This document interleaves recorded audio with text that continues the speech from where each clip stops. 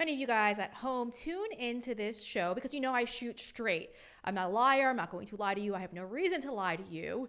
And well, when my integrity has been tested, I think I came out on the better side of things. So we're going to say something that might be a little bit unpopular and I might brush people up the wrong way.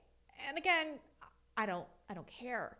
I am here in this moment, in this time, to help others, and that's truly what I believe in my heart. And so when something's not right, I'm going to call it out. And we have to call it out. Right now, and I was so hopeful this was going to work out. Dan Bongino is someone who I would consider a friend. Okay, I recently met him at the RNC. We worked previously at Fox together, but not directly. I was in the control room when he was on air. But I would say this. I was thrilled when I saw Kash Patel get his nomination. And when he was confirmed, I endorsed him. As many of you guys know, I was pushing for Patel as FBI director. And obviously, Dan Bongino, a fellow podcaster, is someone who I was very, very excited about to get into all of this. Because I figured these are the two guys you want to go after and to attack the swamp, to go after the corruption within the agency. Okay, so understand something. I say this with the most love possible, and it's not meant to just beat people over the head constantly. I am extremely disappointed in what's been going on right now at the FBI. As many of you guys know, I am good friends, and I'm not backing away from it, with these two men you see on your screen. These brave patriots, FBI whistleblower Steve Friend and FBI whistleblower Garrett O'Boyle. These two men literally gave up their entire careers for this country. They knew what was going to happen, probably. They knew that the FBI was going to go after them, harass them, because that's what's happened to other agents who became whistleblowers. But they saw something that was wrong, and they weren't afraid to call it out. So right now, we are all expected to follow in their footsteps. When you see something wrong, call it out.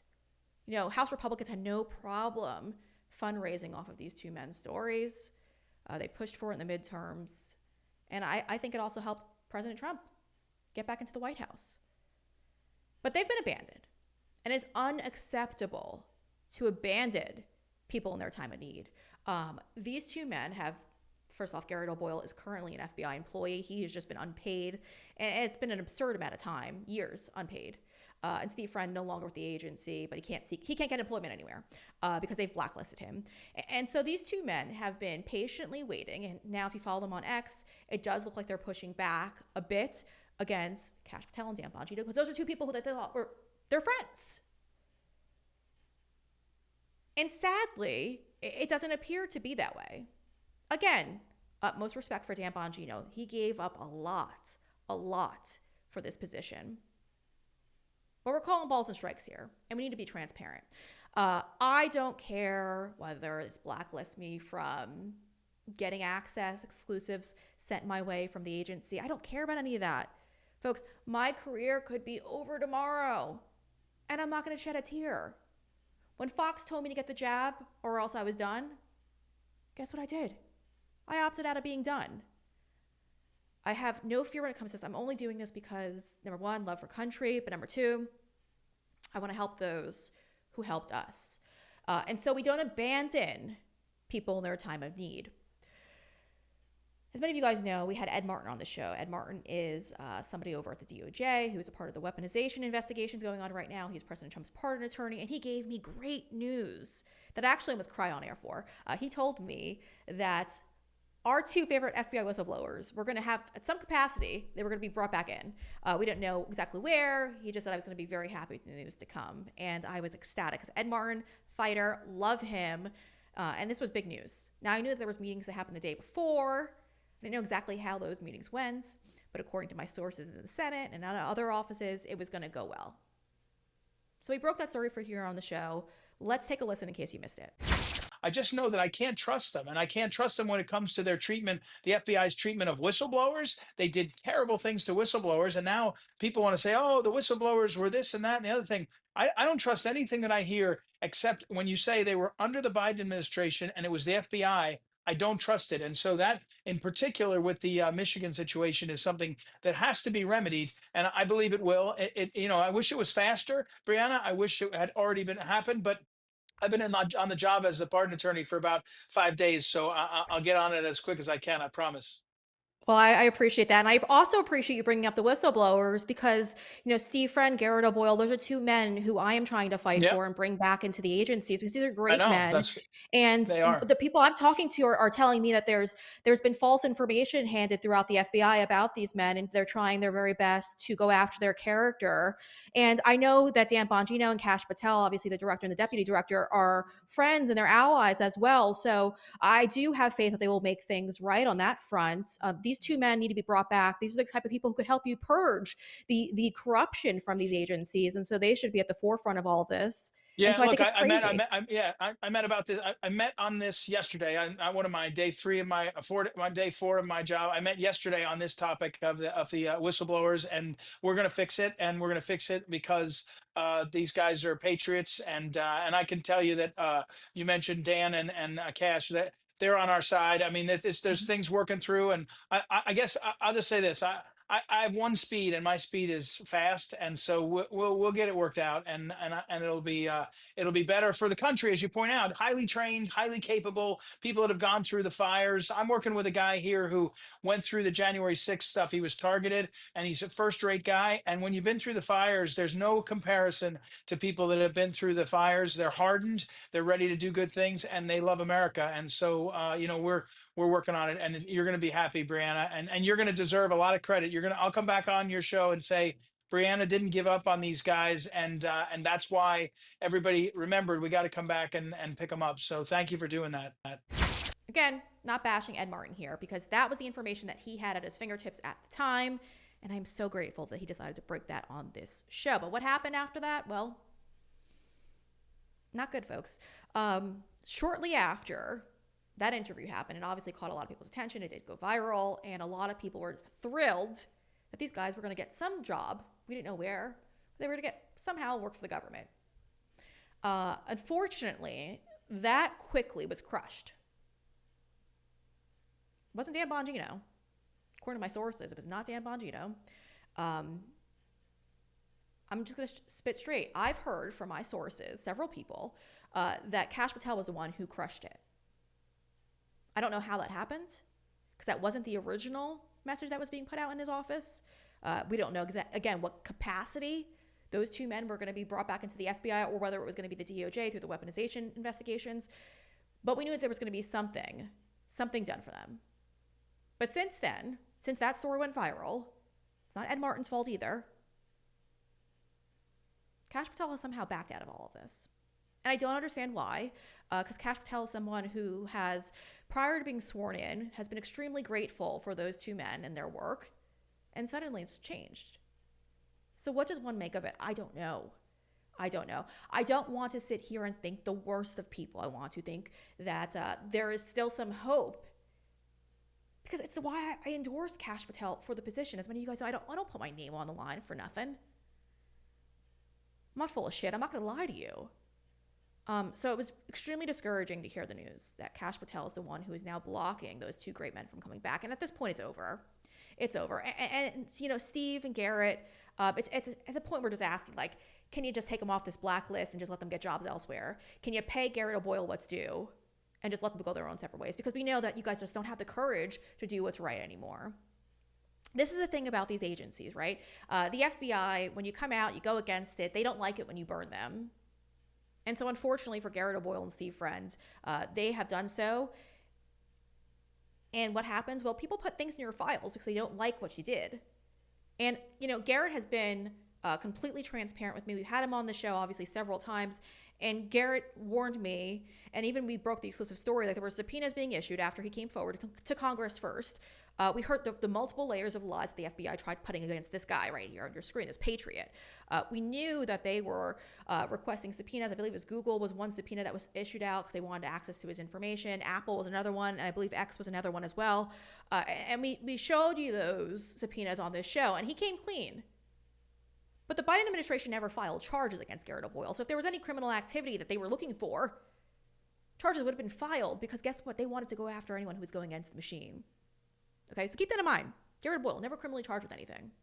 But for some reason, he cannot be reinstated by the FBI.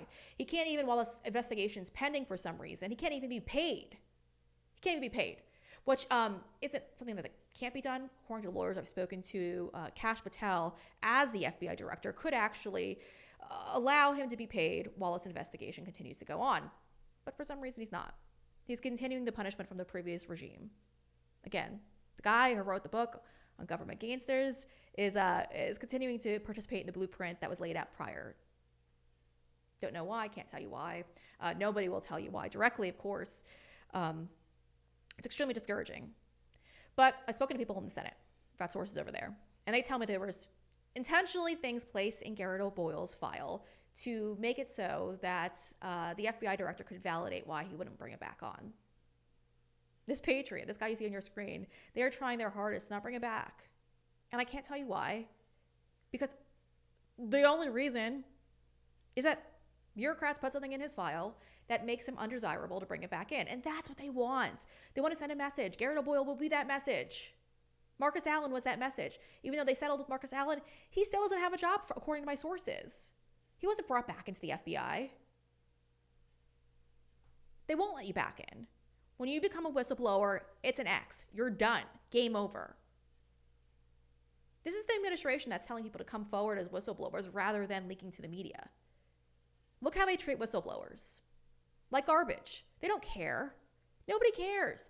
I have tried repeatedly reaching out for comment to leadership within the Republican Party, obviously the FBI, which I've probably burnt so many bridges now with them that most of them don't even respond to me anymore. Do I care? No, I don't want your damn exclusive content. I don't want you just giving me an exclusive and just because of what? Because I'm going to give you cushy I don't care. Again, my career, over tomorrow, wouldn't shed a tear. But I'm here for a reason. I'm here to stand up for these people. And it's a lonely, lonely angle, I got to say. Not many people, and I've reached out, not many people want to get on the side of going against Dan Bongino and Kash Patel. Again, I don't hate Dan. He went into this for the right reasons. But this is something that needs to be made right. Now, fortunately, and this is a picture, of course, of Garrett and Kash, who were previously friends. Probably not so much anymore. But there's one brave person speaking out about the issue, and I'm very excited for this. Tom Fitton over at Judicial Watch has criticized the current FBI because, number one, they promised you the Epstein list, the Epstein documents, and they haven't even turned them into Judicial Watch, who's currently suing for them. They haven't given me anything. As many of you guys know, I actually did a FOIA request and requested through the BOP, the Bureau of Prisons, Epstein's call logs and his recordings. They told me that didn't exist. They searched and they couldn't find it, which again is strange. But he's brave enough to say what everyone needs to hear. Let's listen to Tom Fitton go and give the American people a very truthful response to what's currently happening with the new FBI. And the fact that the whistleblowers haven't been vindicated or provided justice is a real black mark on Kash's and Dan's tenure thus far. There's no good reason for it. I know all the reasons why it isn't being done, why it isn't done, because we've been representing whistleblowers and working with whistleblowers for decades here at Judicial Watch. It's because the FBI culturally and institutionally doesn't want to do it, and the leadership isn't going to buck it or haven't bucked it yet. No excuses. I'm very thankful for Tom Fitton's transparency in all of this, his honesty, because you don't win over the new FBI with all of this. There's this massive effort to pressure, whether it's conservative influencers or journalists, to play nice. And I don't mind playing nice, but we're not going to lie. We're not going to sit here and smile in your face and tell you that everything's okay, because it's not okay. This was a litmus test. This was the very first thing that should have happened when coming back into the FBI, when coming to the FBI, in fact. And it was something that Kash Patel held deeply in his heart. And after being sworn in, things have shifted. So again, you don't want to go after these people. I don't want to sit here and bash them. I don't know what's in their head. I don't know if there's been threats issued to them. I could just tell you that this is not right. When people come forward, they report things that they're witnessing. They don't participate in the weaponization of our federal government, like Steve Friend, who did not want to sit there and ram in the doors of J6ers who may have trespassed in an unmarked area or an area that wasn't clearly marked. He didn't want to ram in their front door, so there was no reason to do that. When he was pulled off of child pornography cases, which are the most egregious cases in this country, and he comes forward and he tells you that this is what's going on in this federal government right now, and everything that those two men told you has checked out to be right. In fact, now we have Kash Patel leaking it to other, not Kash Patel directly, but the FBI leaking it directly to other journalists, other influencers, all of these exclusive stories that back what these guys have been telling you for years now. And then you sit there, you slap him in the face and say, sorry, no job for you. You can't feed your families. It's absolutely egregious. So the point of all of this is to not only call it out, but also to remind everyone that these two men right now are struggling to get by because the previous regime punished them, and the current administration is now allowing this all to be carried out. How do we stop this? Well, at this point, it's very obvious that they're not going to be brought back into any of these agencies. And I know there's interest at other agencies, but it's going to get shut down. It's going to get shut down. These two men obviously have every reason to be critical, and they're very vocal about it on social media, and they should be. It's a free country. They're allowed to say whatever they want, but that doesn't rub everyone the right way. So right now we need to make things right. Let them get other jobs. Stop blacklisting them. Let Steve Friend, let Garrett O'Boyle feed their families. Make things right. Pay them out what's right. Garrett O'Boyle is still an employee at the FBI, and you guys are trying to starve him out.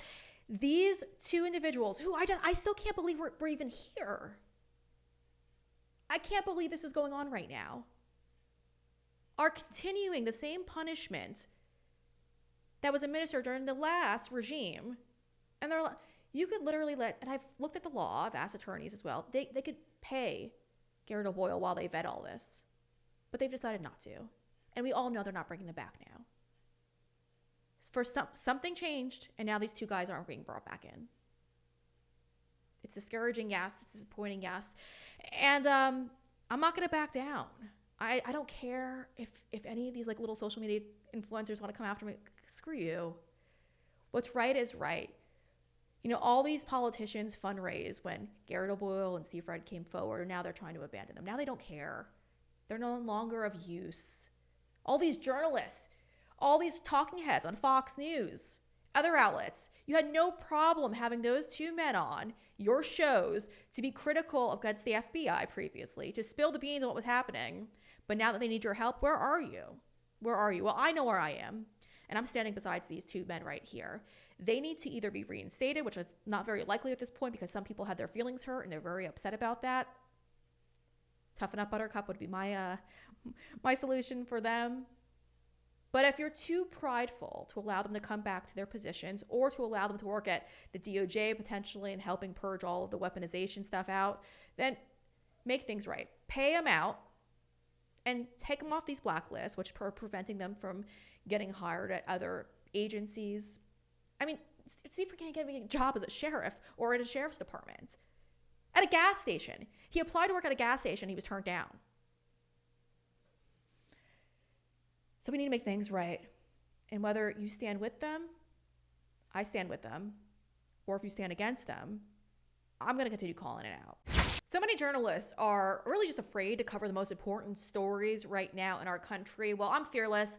I don't really care. I'll cover anything really at this point because if it's a good story that needs to be heard, I'm going to talk about it. So if you want to stay in the know, I've got a website where you could go right now. You can sign up. It is free to be a part of my email list. Get these exclusive stories directly to your inbox. All you got to do is head over to independentnewsroom.com. That's independentnewsroom.com. We've got the subscribe tab for you there. Folks, I'm not going to spam you to death. I promise that. It's going to just be maybe one story a week, the exclusive stories that I'm working on. So head on over right now, independentnewsroom.com. Subscribe. It is free unless you want to support my work as an independent journalist. I love it when you do just that because that's the only reason why we're able to stay up and running. So head on over right now, independentnewsroom.com, and hit that subscribe tab.